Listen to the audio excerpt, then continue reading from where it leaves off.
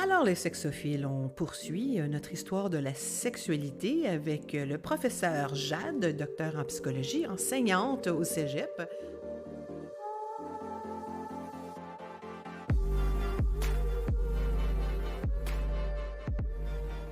Bleu Nuit est en retour en classe. On a le cours 1 de l'histoire de la sexualité, le premier cours que donne Jade au Cégep. On a déjà fait un beau parcours, là. Si on résume un petit peu, on est parti du début de l'histoire de la sexualité, la préhistoire. On a parlé de ce que c'est être nomade et sédentaire et ce que ça peut faire justement au changement de société. On a parcouru rapidement l'Antiquité. On est rentré avec ça dans le patriarcat et dans le matriarcat. C'est le début de tout ça et ce que c'est les doubles standards. On a parlé bien sûr de monogamie qui est souvent attaché, bien sûr, au patriarcat et histoire de, bien sûr, être capable de poursuivre et de suivre sa progéniture. On a parlé de circoncision. On a parlé aussi de société égyptienne. Et maintenant, on est rendu justement à parler de la société juive parce que c'est un peu le parallèle des deux sociétés qui se sont côtoyées et qui a amené, que tu mentionnais rapidement, mais bien sûr, tu vas poursuivre, au début de la répression sexuelle. Oui. Chez les Juifs de l'Antiquité, donc dans cette deuxième période-là de leur histoire, est apparue la répression sexuelle. C'est quoi la répression sexuelle? Quand c'est réprimer quelque chose, donc c'est où tout d'un coup la vision de la sexualité est plus négative et apparaît plein d'interdits. Donc on peut penser que chez les Juifs de l'Antiquité, tout est interdit, la prostitution, la masturbation, l'infidélité, l'homosexualité. Donc, les seules choses qui étaient acceptables, c'est mari et femme dans le but d'avoir un enfant. Et si moi, je me souviens de quelques films, justement, sur la société juive, où le moment du mariage est donc de reproduction pour la première nuit de noces, où la femme, elle est complètement d'un drap blanc et seulement qu'il y a un orifice qui a été fait, un trou au niveau du vagin pour l'insertion du pénis de l'homme. Oui. Donc, l'idée, c'est d'être capable de se reproduire sans même se toucher. Et voilà. Puis on va reparler de ça dans quelques instants, le plaisir, le péché de la chair. Voilà, ouais. Donc, ça, les Juifs, c'est un peuple qui existait dans l'Antiquité. Maintenant, je vais aller vers d'autres peuples qui avaient des visions très différentes de la sexualité. On va parler des peuples orientaux, donc dans l'Est de la carte, là, quand on la regarde à droite. Tous les peuples orientaux de l'Antiquité avaient un point commun. OK. Il y avait une vision très positive de la sexualité et une vision qui faisait un lien entre la sexualité et un côté sacré. OK. Oui. De différentes façons. Oui. Okay. Fait que je vais vous donner 3 exemples de peuples qui avaient cette vision-là très positive et sacrée de la sexualité. OK. Commençons par les Chinois. Les Chinois de l'Antiquité. OK. Déjà, au niveau du rôle de l'homme et de la femme, la conception, on avait le yin et le yang. Hein? On a déjà entendu parler de ça. Qu'est-ce que c'est le yin et le yang? Bien, c'est un principe selon lequel tout dans l'univers est régi par des principes féminins et masculins. Il y a des énergies masculines et féminines. Tant dans l'univers que dans les choses que dans les êtres. Le yin étant l'énergie féminine est souvent associé à une énergie d'intuition, de réceptivité, et alors que le yang, l'énergie plus masculine, est souvent représentée un peu comme le chasseur avec sa flèche qui est une énergie de feu, d'action, etc. Donc, eux, ils disaient qu'en toute chose, il y avait du yin et du yang. C'est intéressant aussi quand on va penser, justement, les hommes et les femmes, les hommes auraient peut-être une balance d'énergie yang plus importante, alors que les filles plus yin, mais tout est dans tout. Tout est en tout. On aurait les deux énergies en dedans de nous. Oui. Il y avait donc cette vision-là. Leur vision de la sexualité, elle était sacrée, en ce sens qu'ils considéraient que l'énergie, que la sexualité servait à rééquilibrer ces énergies-là, yin et yang. Puis aussi, le yin et le yang, il y avait même des conseils très précis sur comment faire l'amour, comment vivre la vie sexuelle. Donc, chez les Chinois de l'Antiquité, on disait au monsieur, quand tu fais l'amour avec ta madame, prends ton temps, puis essaye de lui donner un orgasme très fort.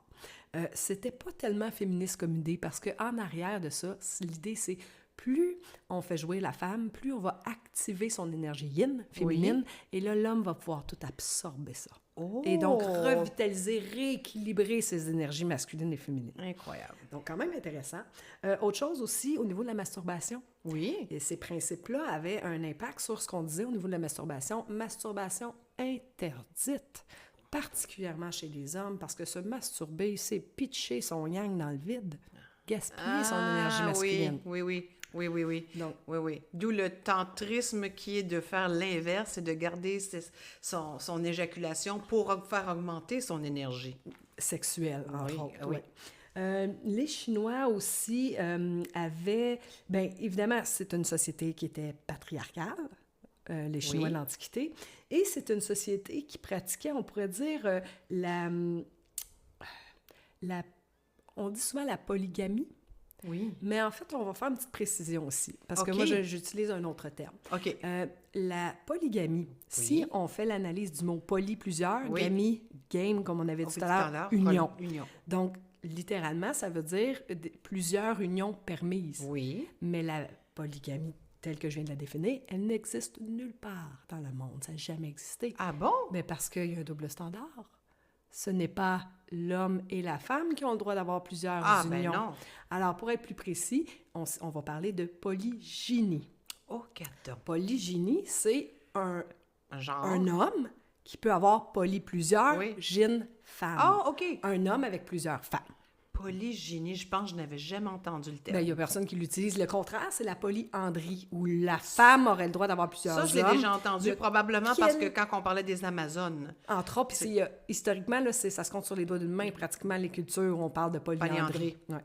Mais la polygynie, quand on dit polygamie, il faut entendre polygynie. polygynie. OK. Oui, tout à fait. Bon, ben, je Donc, pense que je ne le dirai plus jamais. les Chinois pratiquaient la polygynie, donc un homme chinois pouvait marier ou être uni à plusieurs femmes.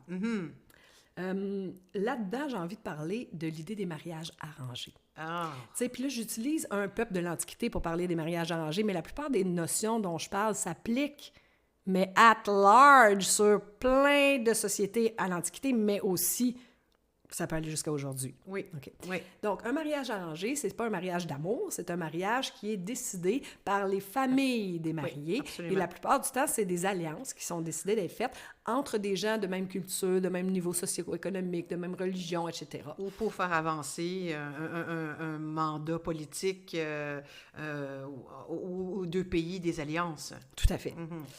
D'après toi, Miss Bleu Nuit, quel est le pourcentage des mariages dans le monde aujourd'hui qui sont des mariages arrangés?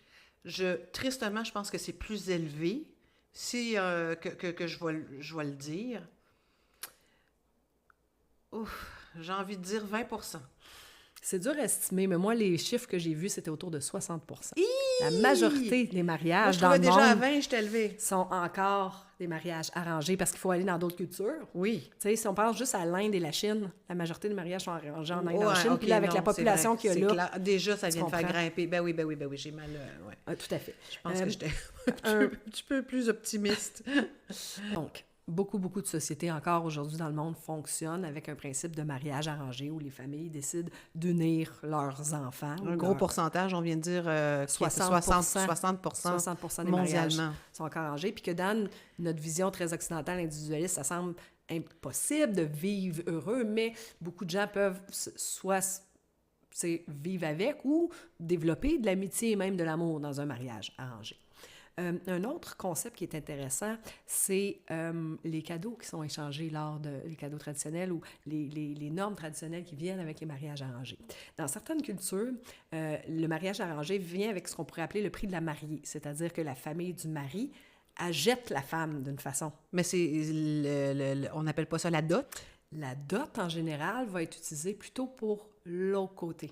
Ah! OK, fait que j'explique la différence. OK, vas-y donc, oui. Le prix de la mariée, c'est donc que la famille du mari donne des cadeaux à la famille de la femme pour la prendre en mariage et l'amener dans sa famille. OK. Parce que quand une femme est mariée, elle va vivre dans la famille du mari, elle va rester là jusqu'à la fin de ses jours, elle va s'occuper de son mari ainsi que de ses beaux-parents. Jusqu'à à sa mort. Oui. Donc, il peut y avoir des cadeaux qui sont donnés pour acheter la femme ou le prix de la mariée. OK. Quels sont le genre de... As-tu des idées de genre de cadeaux, là, ou de qu'est-ce Ben, qui va être échangé? J'ai envie de dire que je vais en profiter pour une petite anecdote. Du coup, j'avais 18 ans, j'ai pris une partie de ma bourse étudiante et avec mon chum de l'époque, on est allé faire un tour au Maroc. Et on était dans le sud, à Ouarzazate. On était dans la découverte du désert du Sahara et on avait fait ça avec les Touaregs, à dos de chameau. Et jolie comme j'étais, j'avais un des guides qui était tombé amoureux, enfin, j'ai envie de dire, qui cherchait peut-être une autre épouse et qui avait proposé à mon chum de l'époque de m'acheter pour je sais plus combien de chameaux. Ouais. Et mon chum, ce qui est trop drôle dans la petite anecdote, c'est que lui, de répondre, au lieu d'être un peu choqué ou quoi que ce soit, il avait répondu au guide en question, au Touareg, il avait dit « Mais qu'est-ce que tu veux que je fasse avec des chameaux au Canada? » Puis je me souviens de le regarder, c'est comme « Quoi? » Bon, bien sûr, on avait bien rigolé, mais donc ma réponse, c'est du bétail, des chameaux, c'est des prix que je pense que des cadeaux qu'on peut offrir à une famille. Puis les cadeaux vont varier en fonction de la culture, puis Et de voilà, qu'est-ce qui est utile là-bas. Dans le désert, ça serait des chameaux, ailleurs, ça pourrait être des chèvres, ça des peut être des biens vaches, des matériels, buffles, ça des peut yaks. ça peut être de l'argent, ça peut être un Oui, bien matériel, tout à fait. ça peut être une maison, Des ça terres. peut être un royaume. Oh, carrément. Quand on va dans le monde, Ah, oui, tu sais, oui, les c'est rois, ça. les reines, bon, Oui, oui, OK, oui. on comprend. Le pendant ou l'inverse du prix de la mariée, c'est la dot. C'est ça. La dot, c'est il faut doter la fille. C'est la famille de la fille qui donne un cadeau à la famille du mari pour remercier de prendre en charge la fille. Oui. Et pourquoi je veux parler de la dot? Parce que dans les cultures où traditionnellement on doit doter les filles, ça a créé un grave problème. Oui. Notamment dans certaines cultures traditionnelles en Inde et en Chine. C'est pour ça que j'en parle. La dot devient un poids financier énorme sur le poids des familles qui ont des filles. Parce que donc, pour que notre fille, quand déjà, soit dans un choisie. monde patriarcal avec les mariages arrangés, « oh non, j'ai pas de gars, donc j'ai des filles, Oui. et là, il va falloir que je les dote Oui. pour qu'elles fassent un bon mariage. Oui. Mais quand on est dans des conditions précaires, de pauvreté, etc., ça peut donner lieu à des atrocités. On a même parlé d'un concept que j'aime bien présenter, qui est le gynécide des femmes. Ah oui. Gynécide, c'est le meurtre de masse des femmes et des filles, qui a encore lieu Aujourd'hui. présentement. Surtout, je pense à la Chine, Inde où et il y a Chine, eu la loi qui interdisait plus qu'un enfant. Exactement, avec la loi de l'enfant unique. Bien là, les familles chinoises qui n'avaient pas un héritier, bien, allaient donner leur fille en adoption. Avez-vous déjà vu un enfant chinois adopté mâle? Oui, mais beaucoup Assez plus rare. tard. Ah, c'est ça. Et c'est ça. Et c'est Très, très rare. rare. Ouais. Puis, ça a donné lieu à d'autres types de formes de génocide, c'est-à-dire qu'on pouvait mettre les enfants en adoption, on les abandonnait, mais on a aussi fait des meurtres des petites Ah filles. oui, On a fait aussi la sexosélection par avortement. Oui. Il y a eu des endroits où c'est rendu complètement interdit parce qu'on utilisait l'échographie pour savoir le sexe du bébé à venir et on avortait. Il y a eu un dossier dans la presse super intéressant là, il y a quelques années là-dessus. Puis il y avait un témoignage notamment d'une famille très pauvre en Inde, parce que pour nous, on dit, mais voyons, tu es une petite fille, comment tu peux faire ça? La famille avait de la misère à manger à tous les jours. Il y avait 4 filles, puis ils étaient toujours sur le bord de mourir de faim. La femme tombe encore enceinte et espère enfin avoir un garçon, parce qu'avec un garçon, tu vas amener des biens, tu vas amener une dot et tu amènes aussi une retraite assurée. Et malheureusement, lorsqu'elle va accoucher, elle a une 5e fille. Et en revenant de l'accouchement, le cœur déchiré, les 2 parents sur leur petite mobilette se disent « Mais qu'est-ce qu'on va faire avec cette 5e fille-là? On n'est même pas capable de nourrir nos 4 premières. » Et avant de rentrer à la maison, avec le cœur brisé, ils l'ont pitché dans la rivière. La petite fille, tu sais. C'est pas évident pour nous à imaginer le contexte, mais bref. Donc, c'est pas évident. Du moment que tu te mets vraiment dans la peau de ce couple-là, de cette famille, de cette pauvreté, mieux comprendre. on peut en fait, pas condamner aussi facilement. Puis, tu sais, juste pour te donner quelques statistiques, il y a environ, on estime qu'entre 1980 et 2010, il y a plus de 12 millions d'avortements de fœtus filles qui ont été réalisés, donc en raison du sexe. On parle de centaines de milliers de femmes qui disparaissent ou qui ne naissent pas par année. On parle d'environ 2,2 millions de filles qui manquent à l'appel dans certains endroits dans le monde. Sauf que là, si ça m'amène à penser que là, il y a quand même eu un problème. Parce que justement, là, il y a en Inde, je crois, beaucoup plus d'hommes et qui maintenant ont des problèmes à se trouver des femmes et que les femmes disparaissent pour d'autres raisons. C'est que là, elles sont prises de leur famille, ils sont kidnappées. Ça a amené un débalancement de population. Il y a des villages d'hommes célibataires. Exactement. D'autres petits exemple de génocide aussi, on pourrait, par exemple, des fois, dans des cas de mariage arrangé, l'homme peut battre, brûler, répudier sa femme pour pouvoir en prendre un autre et avoir une autre dot. T'sais, fait que là, il y a vraiment plein de conséquences sociales à ces pratiques-là qui sont dans certaines cultures très, très traditionnelles et très ancrées. Débalancement de population. Parlons de ça. Oui. Ce que j'ai envie de dire, ben oui, tu sais, justement, on a des des villes, de villages d'hommes célibataires où il y a trop d'hommes pour les femmes. Les hommes ne cherchent des femmes à marier, en trouvent pas. Je vais te donner moi aussi un petit Leur lignée, là, ils Oui. font quoi, là? Ouais, je vais te donner moi aussi un petit exemple qui m'est arrivé en voyage. J'étais avec OK. mon amie Marilyn, on était en Chine, à Beijing, et puis on se promène la fin de semaine dans un parc. Puis là, au loin, on voit un marché. OK. Moi, j'aime ça, les marchés. Viens, Marilyn, on va aller voir c'est quoi qu'ils vendent. Puis là, on est donc arrivé 2 filles blanches, tu sais. Et quand on est arrivé, on s'est rendu compte que, mais qu'est-ce qu'ils vendent? On comprend pas trop, on regarde, puis il y a des papiers avec des photos. Et là, quand on s'est approché, on s'est fait assaillir par une gang de Chinois. Et en gros, ce qu'on a réalisé, c'est que c'était un marché aux maris. Ils se rencontrent la fin de semaine-là, puis là, il y a des parents qui sont arrivés vers nous en nous montrant la photo de leur fils et le CV de leur fils. Puis là, veux-tu marier mon fils? On est riches. Nous autres, on est médecins, pharmaciens. Toi, là, viens, là, t'es une bonne femme. En plus, on était 2 blanches, pas de genre. Pas d'alliance. Et je te jure, on a été, mais assaillis. Wow. Ils nous tenaient physiquement. Il a vraiment fallu qu'on se sauve parce qu'il était comme jackpot, 2 blanches pas mariées. Ben oui. Marie, mon fils. Border agressé, là. Ben, non, c'était correct, tu sais, mais OK. c'était un choc culturel. Ils disaient, mais c'est un marché aux maris. Parce qu'on a tellement de difficultés à trouver Traite, un autre genre de traite, des là. femmes pour leur mari Oui. qu'ils s'organisent. Tu sais. Donc, ça, c'était quand même Wow. assez intéressant. Et ça, on est en quelle année? On est en 2012. 2012. Oui, je m'en rappelle parce que c'était les Jeux olympiques de Londres. Moi qui n'ai pas bonne avec les dates. Wow! Ouais, ouais, Wow. OK. Donc, Ben, c'est ça, d'où le débalancement, là, le problème. Ouais.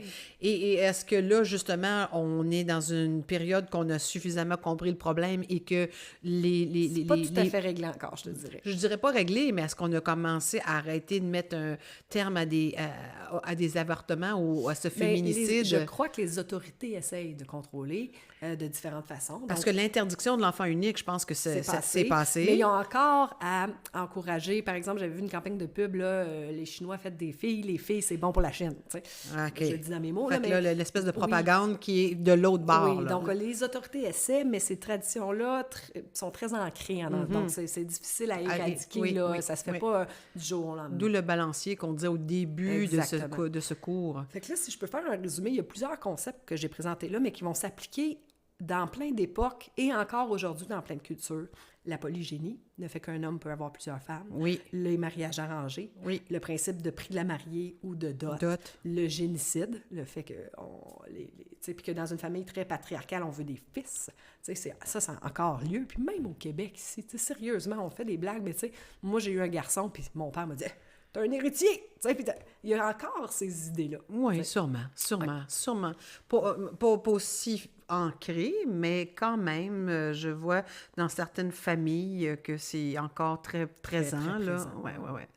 Fait que un autre peuple oriental qui avait une vision positive et sacrée de la sexualité pendant l'Antiquité, ça serait les Indiens. Oui. Les Indiens, j'en parlerai pas beaucoup, mais ce que j'ai envie de... Les Indiens, c'est une société patriarcale, polygénique, mais... Il y avait le Kama Sutra, il y avait le Kama Sutra. C'est quoi, quand tu dis le Kama Sutra, à quoi tu penses? Je pense à beaucoup d'images érotiques sur des magnifiques sculptures, sur des immeubles, des édifices, des temples. Je pense à l'éducation qui est faite sexuellement par le Kama Sutra. Je sais que j'ai fait justement un épisode Bleu Nuit sur pourquoi j'ai mis ton au lit.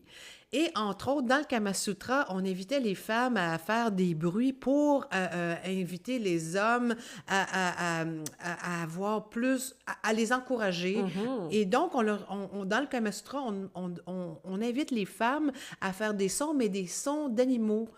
De la colombe, de l'hirondelle. Je ne savais pas ça, c'est Oui, fascinant. c'est fascinant. Parce que si je te pose la question, c'est souvent quand je demande à mes étudiants qu'est-ce que c'est le Kama Sutra, Oui. la réponse qui vient le plus souvent, c'est un livre de position. Oui, Puis en effet, il y a des photos des de position images, parfois c'est très ça. athlétiques. Mais ce que les gens ne savent pas, c'est que le Kama Sutra, en fait, c'est un traité sur l'art de l'érotisme. Oui. Et c'est très varié. Et il y a des chapitres là-dedans, là, c'est comment faire le meilleur cunilingus, comment tromper son mari sans qu'il s'en rende compte. Il y a plein d'affaires dans le Kama c'est Sutra. gros. Puis, je parle du Kama Je sais Sutra combien de pages que ça, c'est une brique, là. Et les Indiens de l'Antiquité avaient un Kama Sutra, mais les Chinois aussi avaient leur propre Kama Sutra, donc leur traité sur l'art de l'érotisme. Même chose pour les Arabes. Tu sais, ceux qui avaient cette vision-là très positive et sacrée de la sexualité faisaient des traités sur l'art de la sexualité. Une autre chose qui est intéressante chez les Indiens de l'Antiquité viendrait le tantrisme. Oui, de là. que j'ai glissé un mot là-dessus On tantôt. avait, Là. exactement. Et donc, on avait aussi cette idée-là de on peut rendre la sexualité sacrée. Hein? Et la façon de faire la sexualité, là, je fais vraiment un raccourci, Oh oui. mais dans le sexe tantrique, c'est que l'homme et la femme doivent faire l'amour le plus longtemps possible en s'amenant au sommet de l'excitation sans jamais aller dans l'orgasme. Le but étant de faire augmenter leur énergie sexuelle. En plus, eux, ils disaient que quand tu fais augmenter l'énergie sexuelle, ça allait ouvrir les chakras. Oui. Les chakras qui seraient des portes d'énergie entre le corps physique et le reste. Oui. Ça permettait aux chakras de l'homme et de la femme de fusionner ensemble, et donc de fusionner leur énergie. Oui. Et ça pouvait même permettre au couple d'atteindre une fusion transcendantale avec l'énergie de l'univers. Donc, une possibilité d'aller atteindre la libération spirituelle à travers la sexualité. Donc, ça fait quelque chose et qui était... ça, c'est des ateliers qui s'offrent encore et toujours. Ça fait un peu partie d'une exploration qu'éventuellement j'aurais envie de faire avec Bleu Nuit. Il va falloir que je me trouve un partenaire. Maudit! Qu'est-ce que je ferais pas pour aller chercher un beau podcast? Mais ça me fascine. J'ai toujours eu envie d'avoir un partenaire qui aurait eu envie d'explorer le tantrisme. Toi, est-ce que tu as eu envie de jouer? Moi, j'aurais eu envie, puis ce que j'ai envie de dire aussi, c'est qu'il faut faire attention parce que les ateliers occidentaux sur le tantrisme, c'est très tronqué, ce n'est qu'une partie. Oui. Le tantrisme, c'est une religion, c'est un ensemble de préceptes bien plus large que ce qu'on va dire le mode de vie. Là. Exactement. Mais quand même, je me permets de vous donner un petit exemple là-dessus. Ben oui. J'ai une de mes amies, pour mettre en contexte, souvent, moi, on est 5 filles. Qu'on se connaît depuis le secondaire, puis on se fait des soupers de filles à nos fêtes, puis on prend un petit verre, puis à un moment donné, une des amies dit « Ah, les filles, on fait une tournée de table de sexe. » Fait qu'un girly talk. Oui, là, tu parles. Oui, fait qu'une des façons, elle abordait ça en disant « Connaissez-vous ça, le sexe tantrique, les filles? » Mais on a 20 quelqu'un. Oh, OK. C'est bon que tu nous mettes en contexte. Pas du tout. On a 20 ans. Non, pas du tout. Ben, elle dit « Moi, je l'ai essayé. » Fait que je vous raconte l'histoire comme elle me l'a racontée. C'est son expérience à elle. C'est ce que... Voilà. Elle fait des cours de yoga. Fait qu'elle dit « J'ai rencontré un beau jeune homme dans mon cours de yoga. Ça a cliqué. On s'est un peu fréquenté, etc. Et là, on est rendu à avoir des rapprochements. Puis tout se passe super bien. Puis là, on commence à se caresser et tout ça. Puis il dit « Écoute, il faut que je te dise quelque chose avant qu'on aille plus loin. » Qu'est-ce qu'il va me sortir? Il dit... moi, je pratique le sexe tantrique, puis ça t'engage à rien, mais il faut que je t'explique c'est quoi. Il dit, en gros, ce qui risque d'arriver, c'est qu'on risque de faire l'amour très, très longtemps. Je risque de devenir très, très excitée, probablement que je ne jouirai pas, puis toi, tu vas jouer plusieurs fois. Elle dit, OK. Oui. Puis s'il vous plaît. Si tu veux, tu peux l'essayer avec moi. Si on essaye ensemble, ce qu'on essaye de faire, c'est on essaye d'atteindre le top de l'excitation, juste avant de jouer, et on essaie d'étirer ça le plus longtemps. Fait que là, nous autres, les filles, on est puis, oui. Comme, ouais. Elle dit, j'ai jamais eu une relation sexuelle comme ça. Parce qu'elle dit, il faut s'imaginer un peu comment on peut atteindre un niveau top d'excitation sans tomber dans l'orgasme. Mais ça prend beaucoup de discipline, de volonté. Ça va faire une relation sexuelle qui est très lente. Elle dit, on était face à face, j'étais assis par-dessus lui en indien. Là. Puis là, on a commencé à faire l'amour avec s'exciter. Puis là, à un moment donné, on est devenus les deux très excités. Puis elle dit, là, on se regardait dans les yeux. Puis on respirait. Ça doit être ça génial. Vibrait, puis elle dit sérieux, elle dit j'ai eu l'impression de fusionner avec, puis ça m'a comme ouverte. Elle avait un discours de type transcendantal, libération sexuelle. Sans même savoir qu'est-ce que c'était, elle a senti quelque chose de particulier. C'est une expérience que je souhaite vivre. Je trouvais que c'est un bel exemple. Et ce qui me rappelle une autre anecdote, j'ai eu un amant brièvement dans ma vie. Je l'ai dit, je suis monogame en série plus que d'avoir des amants. Malgré moi, je suis pas convaincue que c'est la meilleure chose, mais je suis faite ainsi. J'ai eu un amant pendant un bref moment de ma vie et cet amant-là avait été dans une relation de longue durée et pratiquait le tantrisme pendant des années. Sauf qu'il y en a eu vraiment marre de son histoire. J'imagine que ça va avec la relation, parce que c'est comme ça des fois que la relation, on met un terme en relation, puis on jette le bébé, puis l'eau du bain. Alors, quand il est revenu célibataire et donc actif sexuellement, il n'avait rien à cirer du tantrisme, il avait plein son cul. Et ce qui, moi, tant mieux pour lui, et puis moi, c'est quelque chose que je connaissais comme sexualité plus traditionnelle, à savoir, les préambules, le plateau, l'orgasme. Mais où ce que l'anecdote devient intéressante, c'est que lorsque venait le moment de son éjaculation, donc de son orgasme, il s'était tellement réprimé que et que là, il hurlait au moment de l'orgasme. C'était abominable. C'était abominable, tellement que moi, ça me coupait. J'avais juste envie de lui mettre la main. C'était trop, la main sur la bouche ou une laurier ou quelque chose, parce que je me disais, c'est juste trop. Ça me faisait décrocher. Souvent, je dis des fois, ça me faisait débander carrément. Et à un moment donné, mais ce que je veux dire, c'est que c'est tellement vrai que je n'ai plus eu envie de coucher avec lui. Tant mieux pour toi que tu t'es sorti de là. Mais là, j'avais l'impression qu'il criait toutes les années où ce qu'il n'a pas crié, là. Tu sais, là, comme quoi le pendule, hein? Que tu restes d'un bord, puis l'autre de l'autre. Alors ça, c'était la petite capsule tantrisme. Oui. Je poursuis avec un troisième peuple de l'Orient qui a une vision sacrée. Mais là, on est plus dans le moyen Proche-Orient, les Arabes. Arabes, encore une fois, je vais dire les Arabes, mais je dis les peuples arabes de l'Antiquité. Je comprends. C'est bien que tu le dises. Eux aussi, un double standard ségrégation où l'homme est dominant.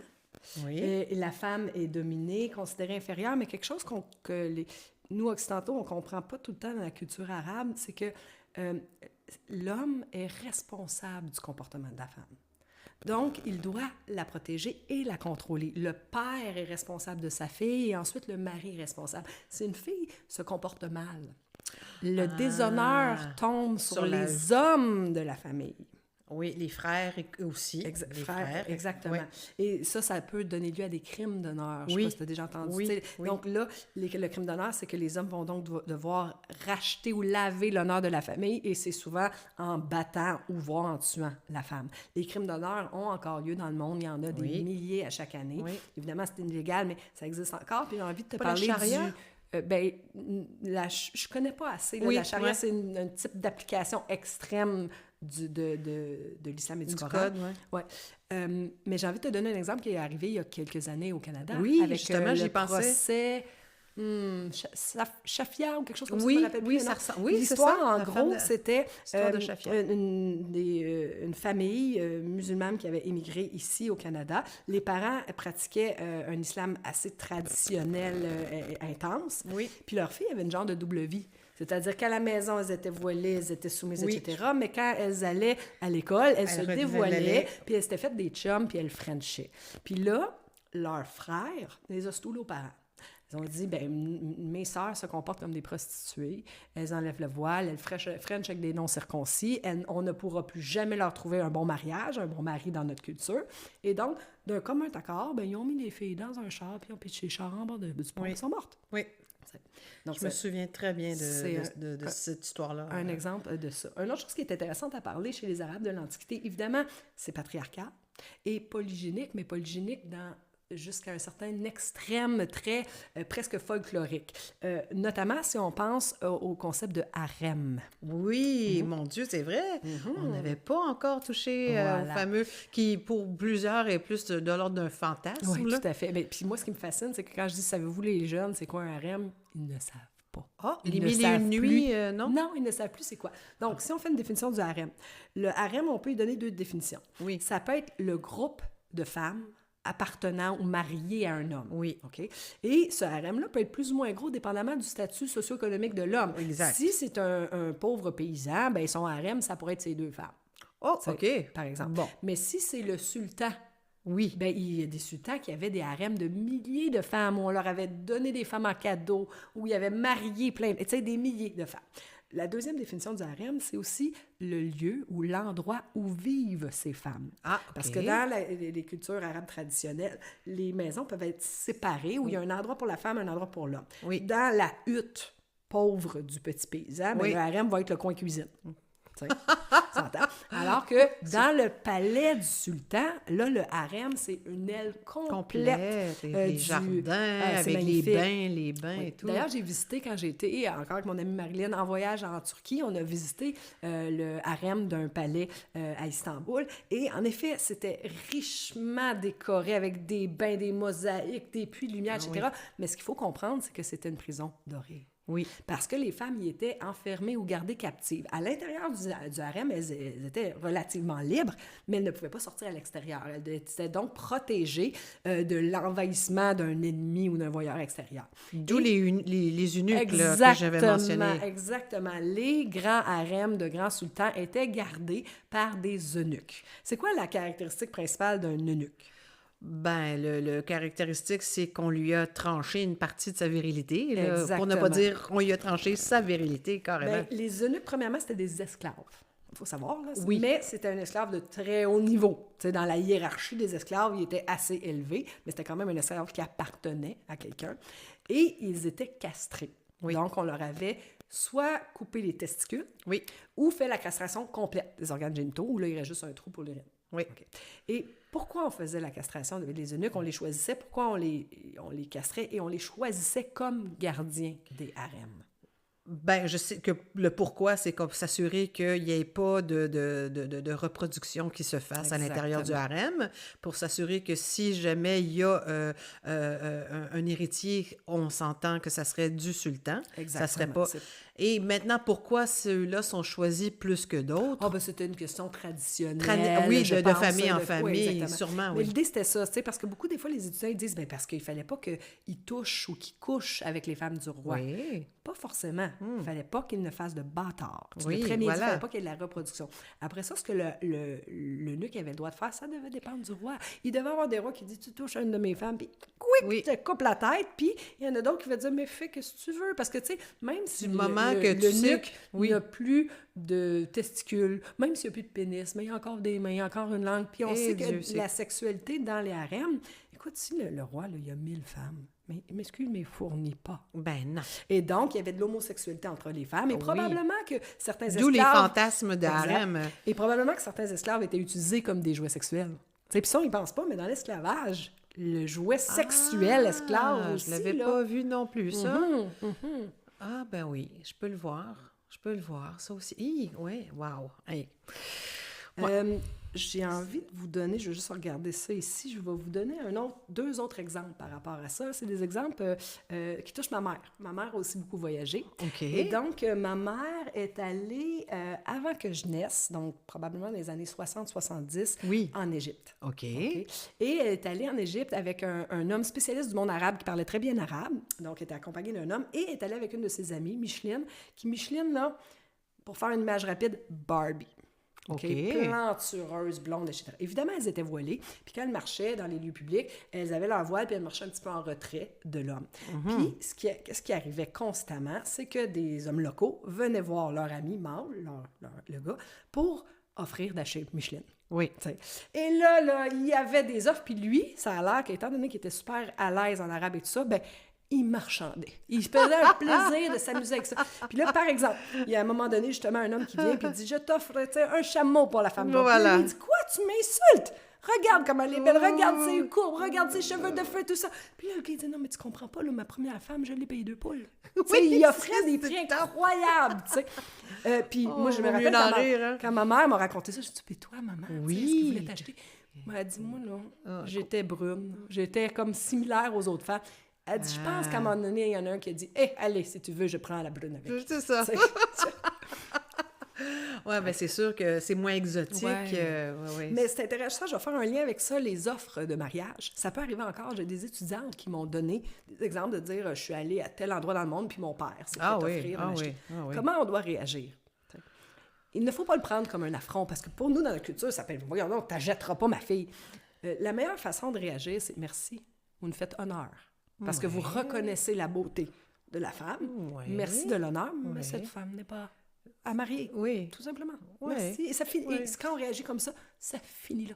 Oui. Tu sais, les gens font « Ah, ben d'accord. » Oui, c'est sûr. Ils sont pas là pour... voilà. C'est ça. Voilà. C'est ça. Voilà. C'est ça. Si j'ai pas assez... Si quand le fameux qui risque rien, je me suis essayée, puis il n'y a pas eu d'impolitesse, il n'y a pas eu d'injure, puis voilà. Et ça aussi, je me souviens que ça m'était arrivé beaucoup plus tôt avec maman, mais on était au Mexique.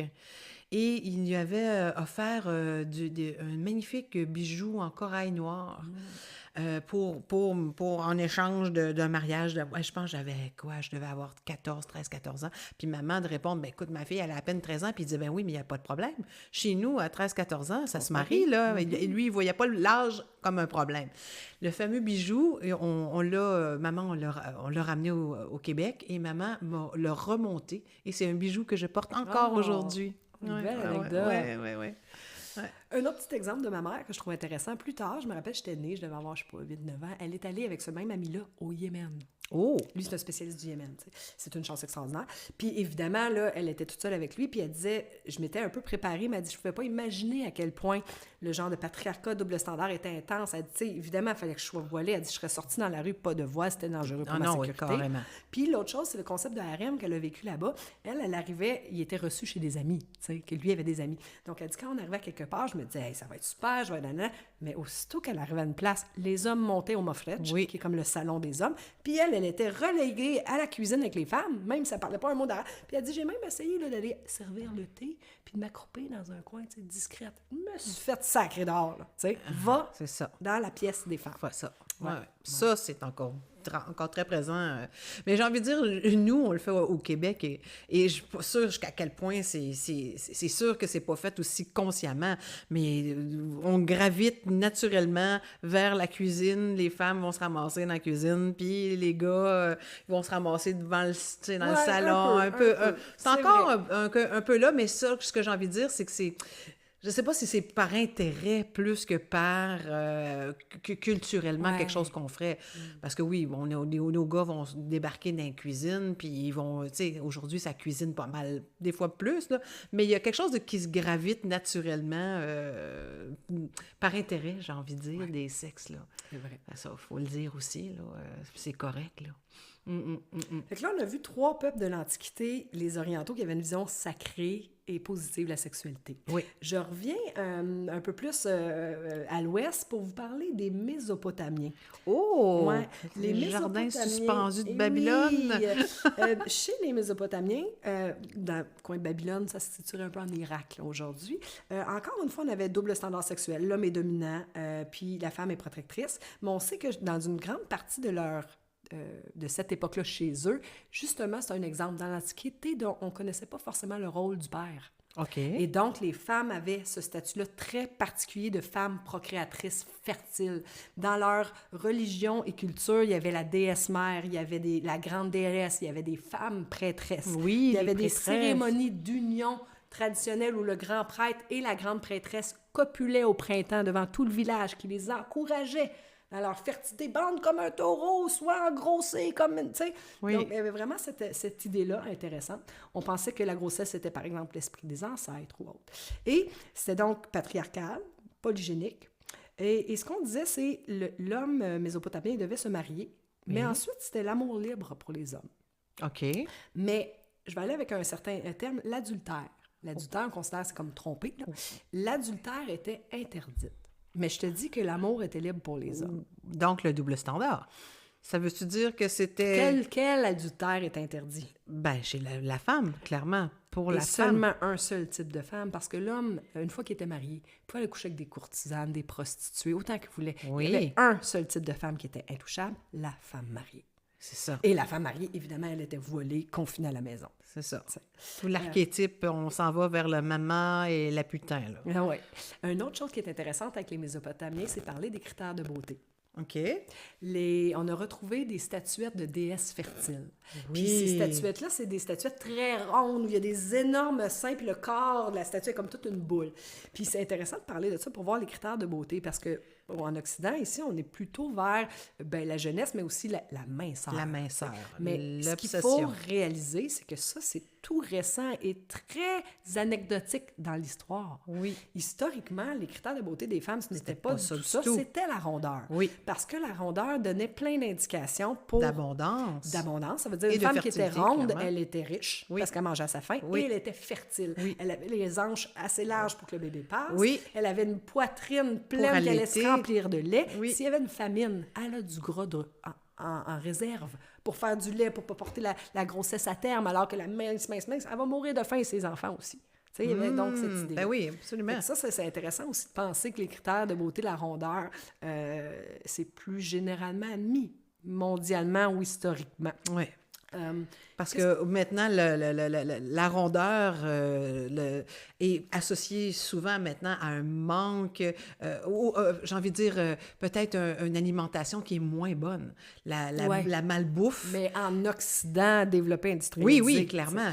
Il y a même des cultures, j'avais lu un truc, je crois que c'est une île aux Philippines, je ne sais pas exactement où la rondeur des femmes est tellement importante comme critère de beauté. Les critères de beauté viennent souvent des critères de mariage. Oui, oui. Donc, plus une femme était ronde, plus elle était belle, plus elle Était va faire un bon mariage. Oui. Ben, où les jeunes filles sont obligées de rester assises à longueur de journée. On ne veut pas qu'elles dépassent leur énergie. Et leur mère les gave de lait de chamel, qui est un lait excessivement gras. Puis là, tu as des vidéos, tu vois, les filles, là, ils boivent, puis ils gaguent du lait. Puis là, tu la mets, bois, tu vas être belle, tu vas être grosse, tu vas avoir un bon mariage et donc une bonne vie.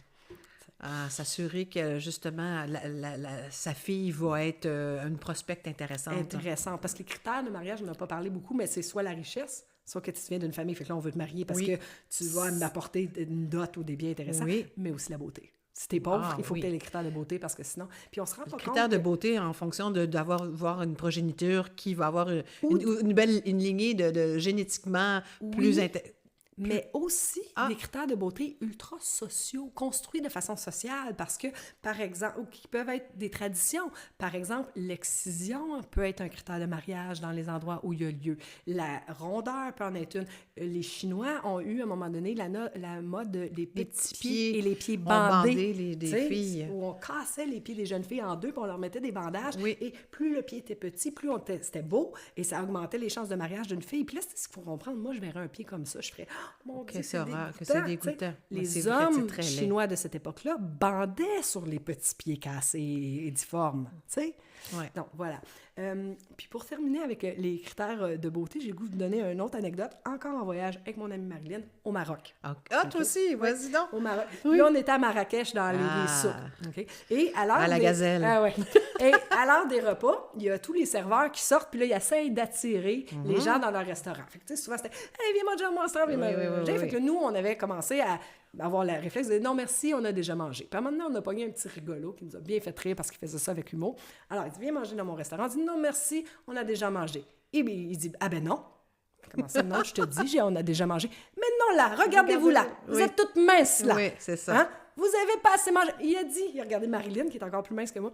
Il dit, et toi, là, t'es tellement mince, là. Moi, je donne même pas une chèvre pour toi. Allez, viens manger dans mon restaurant. Viens, il faut que tu sois ronde, là. Il faut que tu aies de la chair. Ah oui. Il le faisait vraiment avec humour. Fait qu'on a rigolé avec lui, puis on a passé notre chemin. Mais ça donnait, je trouvais que ça montrait aussi. Encore une fois, les critères de beauté. Je donne pas une chèvre, l'achat, le prix de la marque. Oui, qui augmente selon la beauté, la valeur de la femme. Voilà. Ouais, très intéressant pour ça. Le Maroc. Ouais. J'ai adoré. Avec ça, je vous amène maintenant en Europe pour voir deux peuples européens de l'Antiquité. OK. On va parler des Grecs. Ah, mon Dieu, ben oui! Tu sais, il faut comprendre que toutes ces cultures-là cohabitaient, là. Oui. Tout ce que je viens de dire, là, depuis des minutes et des minutes, c'est des cultures qui cohabitaient, donc il y avait une chose de son contraire. Chez les Grecs, ce qui était particulier, c'est que c'était l'homme qui était le symbole de beauté. Pensez à une statue grecque. Oui, hein? la famille, monsieur les Adonis. Ben cote avec les organes génitaux bien en évidence et tout ça. La nudité de l'homme était valorisée, appréciée. Les hommes s'entraînaient au gymnase entre eux, nus, etc. Ils cultivaient leur corps. L'homme était très dominant, l'homme grec. La femme était dominée et elle était enfermée à la maison pour éduquer les enfants, principalement. Leur vision de la sexualité est très, très particulière. Il y avait une vision très positive de la sexualité, comme une source de plaisir. Et il y avait des pratiques, mais tellement diverses qui étaient tolérées. Pour nous, c'est presque inimaginable. Il y avait une règle. Ce qu'on disait, c'est « Monsieur grec, prends-toi une femme grecque et fais des enfants grecs. » Oui. Une fois que tu as fait ça, fais ce que tu veux. Mais ce que tu veux. Il y avait des orgies, il y avait des jouets sexuels, la masturbation, l'homosexualité qui était très acceptée, et même notamment entre hommes, parce que l'homme grec est tellement beau. Il faut faire attention parce qu'il y a des nuances qu'on fait rarement, mais c'était plutôt l'homosexualité dominante qui était valorisée, pénétrante. que réceptive. Ah, tu sais. OK, Il y avait oui. ces genres Oui, de oui. double Les standards bottoms, de puis préjugés. il y a des bottoms, puis il y a des tops. Là. Exactement. La prostitution était non seulement acceptée, elle avait été nationalisée. Et il y avait différents niveaux de prostitution. Le niveau L'intelligence. le plus élevé était les femmes qu'on appelait les étahirs. Oh, Les c'est joli comme nom. étahirs, c'était des femmes de haut niveau, d'une caste sociale là, très élevée, qui étaient élevées pour devenir des étahirs, et elles se prostituaient dans des temples.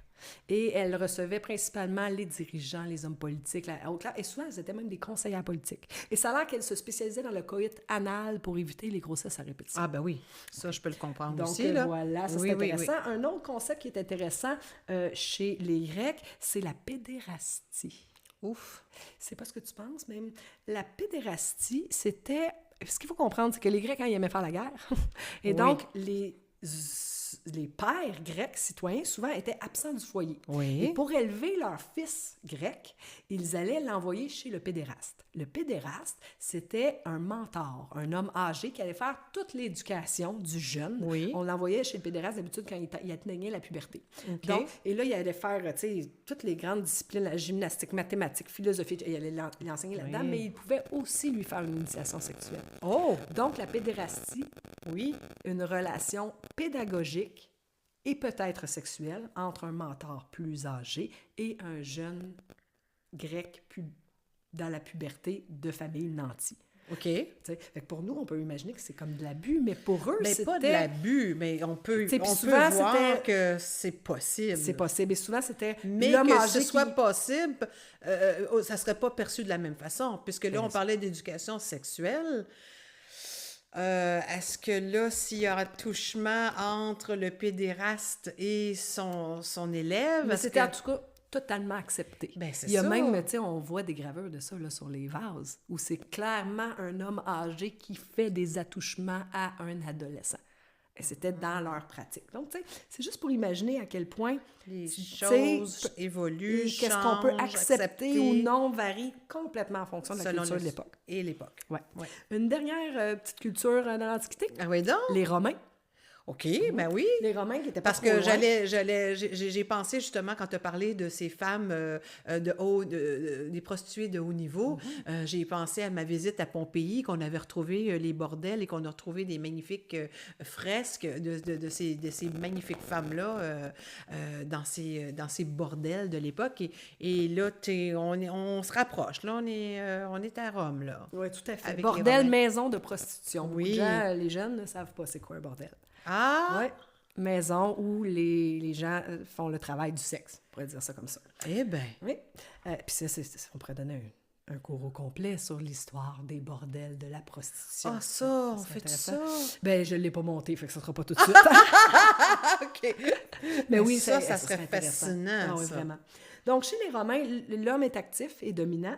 La femme, contrairement, mettons, à la femme grecque, elle est plus visible en société. Elle OK. a le plus de place, elle est plus visible.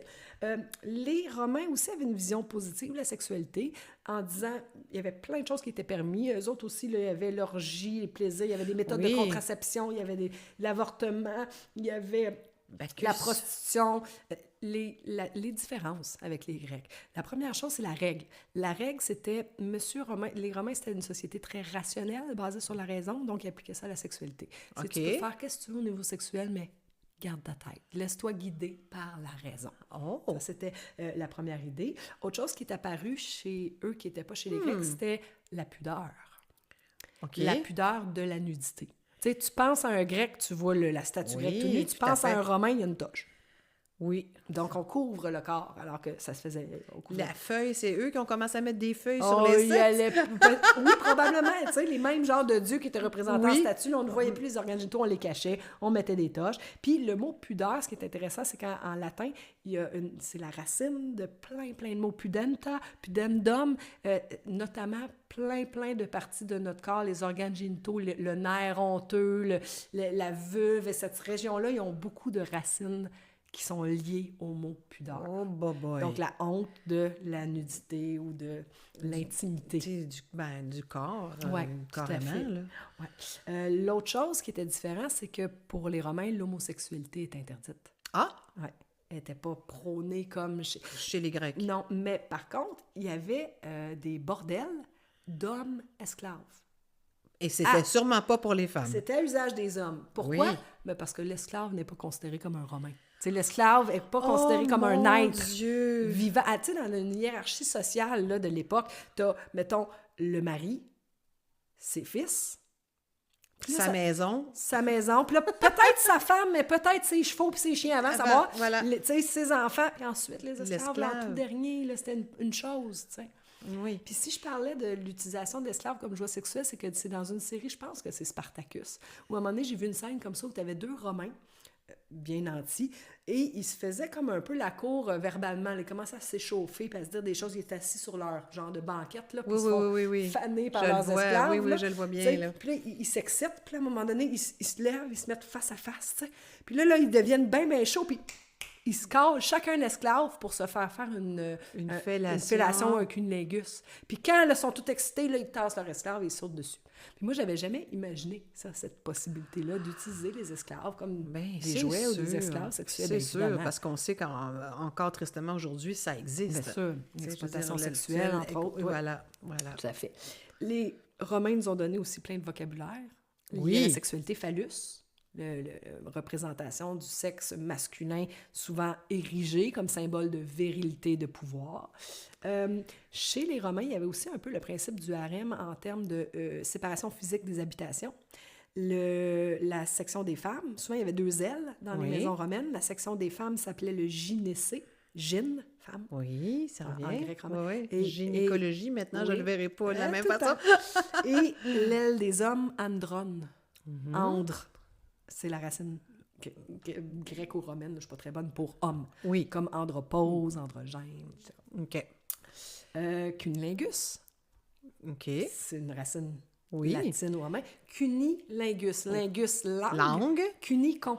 Ah, le con. Mais il faut faire attention avec le con, hein, parce que le con, si on regarde dans Larousse ou le Robert, c'est un mot vulgaire pour parler du vagin. Oui. Puis moi, je trouve qu'on devrait redéfinir le cunilingus. Personnellement, si tu me fais un cunilingus, c'est pas vraiment mon vagin que je veux que tu liches. Non, ça c'est tout à fait vrai. Hein? C'est un clitolingus. Puis avant, ouais. Vulvolingus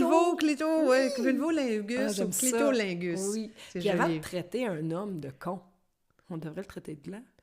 Oui, ça se fait. Oui. On utilise beaucoup le terme. Mais je pense que l'insulte est encore plus important si tu traites un homme de con. Écoute, c'est ultimement encore plus... D'ailleurs, ça parce que là, tu fais une référence féminine à un homme. Écoute, c'est... Mais les gens ne savent pas qu'on fait une référence féminine. Oh! Ben, qui sait que con, la racine, c'est vagin? Personne.